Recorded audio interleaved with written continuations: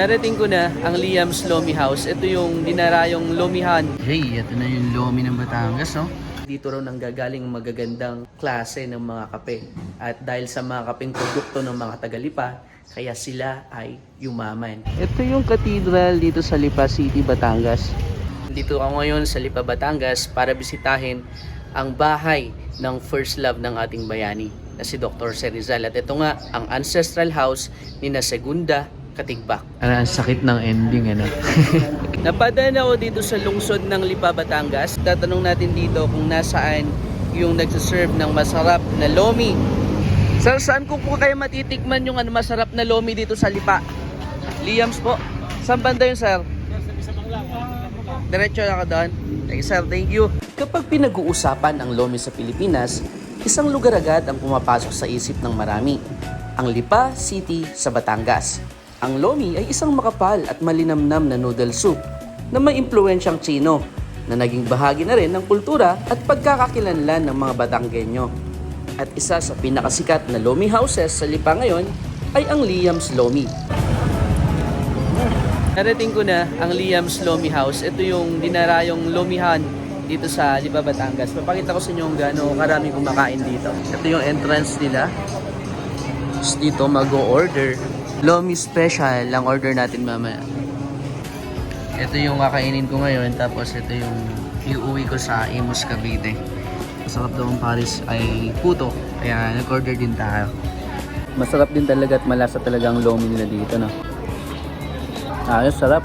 Dahil natapos na tayong kumain, pasyalan naman natin ang simbahan nila rito.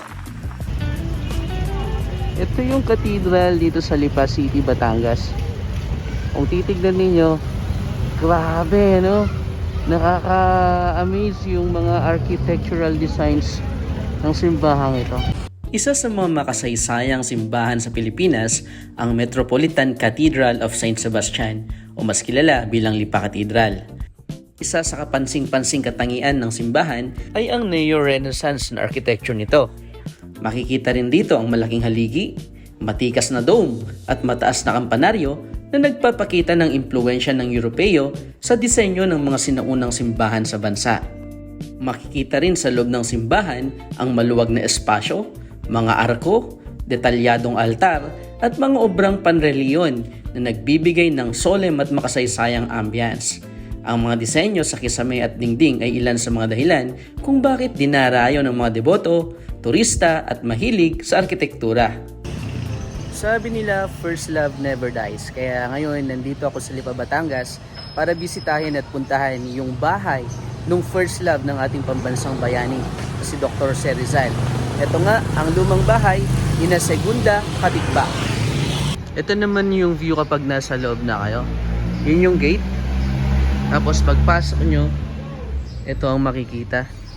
Itong structure na to, itong fountain na to ay halos kasabay daw ng bahay, sabi nung nakausap ko. Tapos mayroong puno ng santol.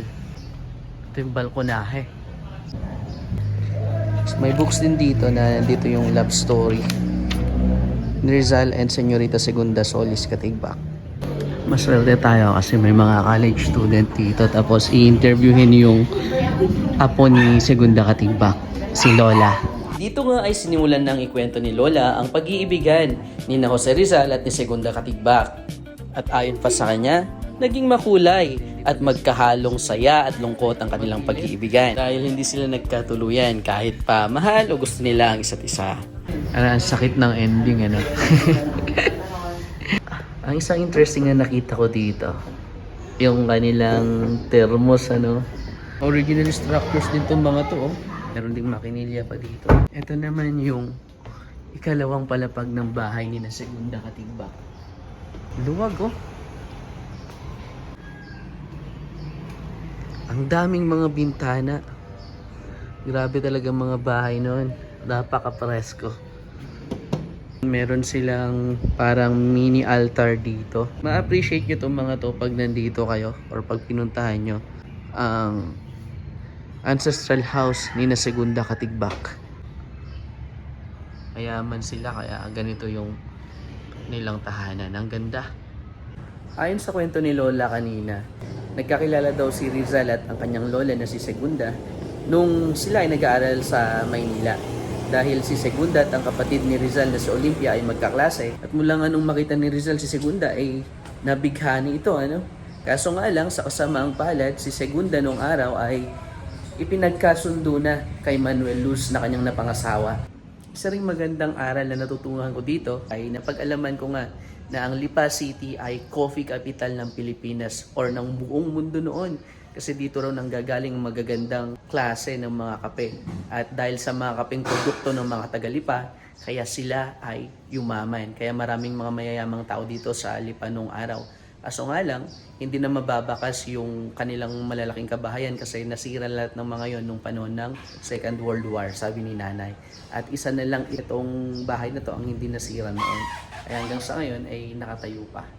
At dahil mayaman ng mga tao sa Lipa noon, ang kanilang ginagawa para hindi na may pamahagi sa iba yung yaman, ipinagkakasundo na nila yung kanilang mga anak sa kanilang mapapangasawa na nagmula rin sa mayamang angkan. Yun ang nangyari kay Segunda Katigbak at kay Manuel Luz. Ito naman na yung mga naging anak ni Segunda at ni Manuel Luz. At ang nakausap natin kanina na si nanay ay nanggaling dito sa angkan ni Paz Luz. Diyan daw siya galing. So yun lang, ipakita ko naman na lahat.